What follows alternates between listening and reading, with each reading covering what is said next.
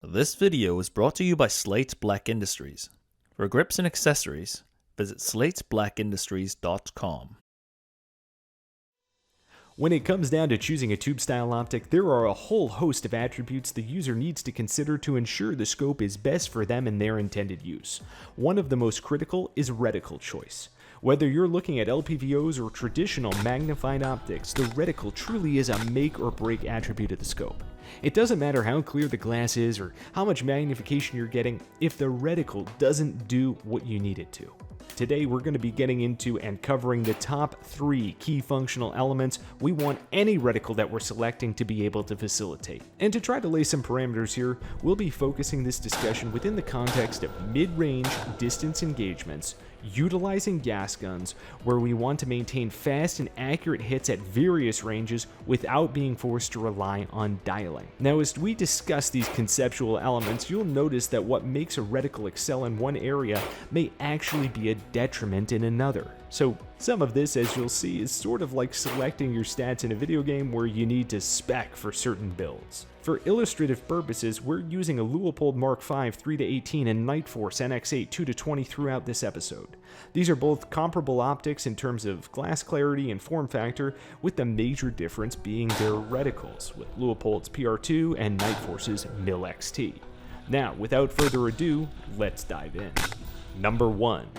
We want a reticle that allows for a refined aiming solution. Not only is this relevant to the center aiming point for use when zeroing or if we're dialing on our adjustments, but we want to be able to hold for set adjustments in the form of both wind or elevation with as much refinement as possible.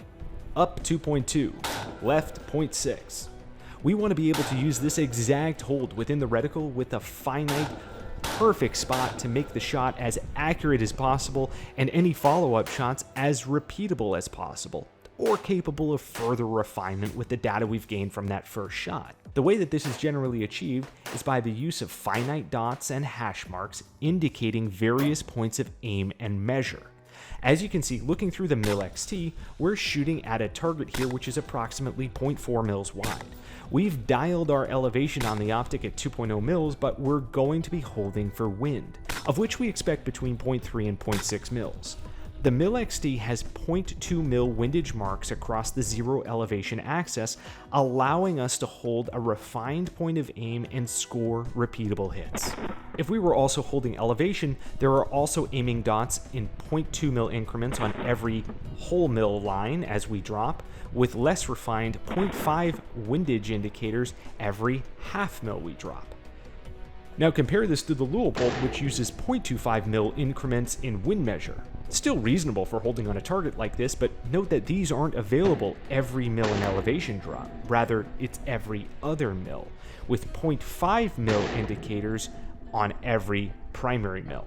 So less refined than what is in the MIL-XT in terms of total possible aiming points. Now, before you go and say 9hole says Nightforce is better than the Loopy, let's get into reticle attribute number 2. The reticle must facilitate fast and repeatable aiming and reacquiring of the target through recoil. So we start out by determining our hold. Once we have that, we want to be able to get on the gun and drive to that hold as quickly as possible, and then once the gun discharges, we want to return to that hold as quickly as possible in preparation for another shot.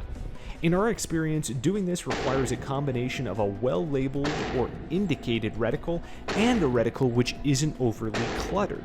Labeling, while boring to talk about, is actually quite important. Have you ever found yourself counting through your reticle trying to find the right point of aim? We certainly have, especially on some optics which are labeled worse than others or not at all. This takes time. How about losing that point of aim through recoil and having to count off again before the next shot? Yes, also guilty of that. The more reference marks throughout the optic, the harder we believe it is for the manufacturers to provide a strong labeling scheme which facilitates returning to a point of aim easy and quickly. Keep in mind that when we discuss the labeling scheme, this isn't just written out numbers. The PR-2, for example, uses a down, up, down sequence to mark the windage points, with 0.25 being down, 0.5 being up, and 0.75 being down. So if we have a snap wind call of 0.6, we can take the up wind hash and simply stack it just to the left of center on our target, Boom, a fast and easy aiming scheme facilitated by a smart reticle layout. The Nightforce has its own iteration, which is also quite effective. But where we believe the PR-2 reticle differentiates in a positive way here is with respect to how the mill tree opens, in contrast to the Mill XT, which drops uniformly. The PR-2 opens gradually, with the primary windage markers only available every other mill as previously discussed. While this removes a level of refinement with certain holds, in our experience it also massively improves our ability to know at a snap where to be driving the optic for elevation, particularly relevant when firing and returning through recoil. On the Mill XT, I've had situations where I've returned the optic to a hold in the mill grid but accidentally been off by a mill due to the consistent nature of the grid, making everything look so similar when running this at max speed.